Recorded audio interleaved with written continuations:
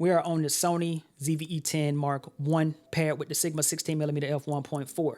You guys already know I like to do these style of videos, man, so I can show people out there who are, looking for this camera or probably thinking about getting it, what you can accomplish straight out of the box if you had this actual setup, so that you can know what your camera that you probably may purchase can do, in the studio, or a talking head environment, office environment, or whatever the case. All right, so again, we're on the Sony ZV-E10 Mark I paired with the Sigma 16mm f1.4. I'm gonna give you all of the settings. I'm gonna let you know every single thing that I'm running, the whole everything, so that you can know exactly how to get this actual look and everything. All right. Now, again, let me preface this by saying I'm not the best with this whole trying to make it look perfect and stuff like that, but this is just what I can do with the camera, just running it the way I'm gonna explain it to you guys here shortly. All right. So with that, let's go ahead and go over every single thing that we got. So we got the Sony ZV-E10 Mark I paired with the Sigma 16mm f1.4. Okay.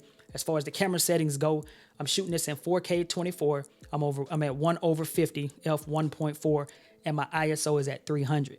All right. The reason my ISO is at 300, like I always say, is because I like to keep my two lights right here, which is the Godox ES45s. I like to keep both of these lights at 1% because they do not really have good diffusion. So keeping them at 1%, that's why I like to rock them, and I just prefer to adjust my ISO according to this 1% on these lights. Okay. Microphone, I'm running a Toner TD510 if I'm not mistaken, and this microphone is running through my Vocaster 1, and the audio is going straight in the camera. So this is an XLR microphone. Audio is coming through my audio interface, which is a Vocaster 1, and it's running straight into the camera. So that's where we're getting our audio from. Okay. Other settings, I have a monitor sitting up here, the Field World F6 Plus, if I'm not mistaken, and that's what I'm running there. Okay. Again, this is what you can accomplish with this camera and lens combo. I'm looking up and down at the monitor, but this is what you can accomplish with this camera lens combo. And to me personally, looking up at the monitor and looking at the small little flippy screen right here, everything looks amazing to me. It looks really, really good. Now, I do got to tell you guys one thing. So I'm shooting this in 24 frames a second, right? So I had to actually pull the camera up so I can almost reach out and touch the lens. You know what I'm saying? So I had to pull the camera up because this 16mm is very, very wide. And in order for me to get this look, which is still not the look that I actually go for, because, I try to, align it perfectly where I'm only showing half and half of each one of my stands over here. But, this is how wide this lens can go. Now, if you shoot in 4K 30, all right, this is what I noticed with this camera, and I got to make sure I throw this out there now. If you shoot in 4K 30, it's going to crop in, okay? If you shoot in 4K 24, it's not a significant crop or anything. So if you shoot in 4K 24, you're probably going to have to slide the camera up with this lens combo. If you shoot in 4K 30, you're probably going to have to push the camera back with this lens combo, all right? So just keep that in mind. Also, I am not in active steady shot. I have that turned off because anytime I'm on a tripod or something like that, I make sure I turn the stabilization off so I can get all of my lens real estate. You see what I'm saying?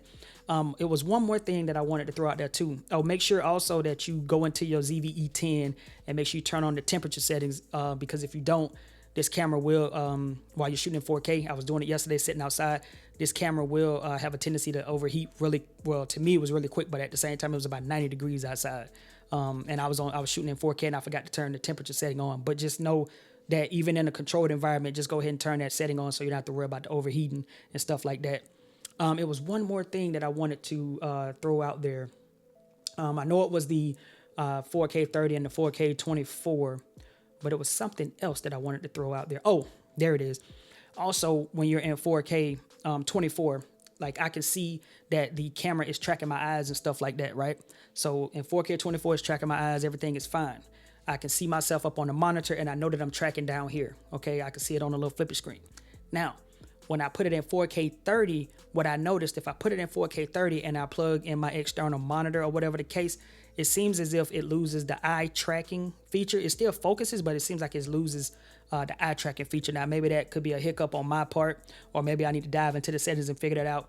But just know that if you plug an external monitor in and you go to 4K 30, it's going to crop in. And then, to me, I never see the tracking pop back up on my eye. I never see it pop back up. So that could be, again, my error. But at the same time, when I'm in 4K 24, obviously no significant crop. I get the box back, which I can see it on the little flippy screen over here. I get the box back on my eyes, and everything is good to go. So this is what I'm running.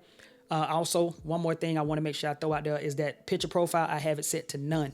So basically, I have no LUTs, no profiles, no nothing going on. It's just straight what the camera looks like sitting here in my office. And I will probably touch it up a little bit in post. So I may boost up like the saturation and vibrance and contrast or something. But those will probably be the only three that I would tinker around with coming from straight out of camera settings. You know what I'm saying? So that's probably... those would be the things I touch, man. But anyway, before I get out of here, one quick recap. ZV-E10 Mark 1 is paired with the Sigma 16mm f1.4. We're shooting at 4K 24, 1/50, f1.4, ISO 320. Audio is running straight into the camera via XLR, going straight through the Vocaster into the camera, monitor, all of that good stuff. Lights at 1%, don't have them turned up pretty loud. And this is what you can get with the Sony ZV-E10 Mark 1, man. So with that, guys, I'm not going to hold you too much longer.